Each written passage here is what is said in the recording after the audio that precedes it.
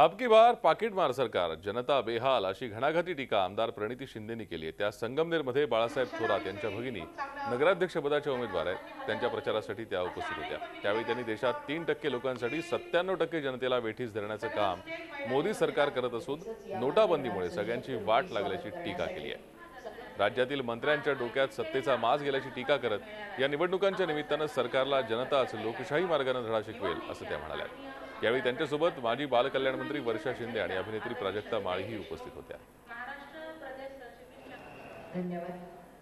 इंदिराजींचा उल्लेख केला दुर्गाताई ह्या ठिकाणी आपल्या समोर पुन्हा एकदा नगराध्यक्ष म्हणून येणारच आहेत।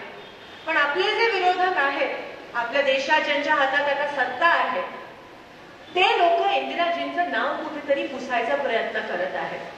इंदिराजींची जेव्हा जयंती असते, पुण्यतिथी असते, तेव्हा त्यांचा उल्लेख कमी करण्याचा प्रयत्न हे आपले विरोधक आणि मोदी सरकार आणि बीजेपी करत आहे।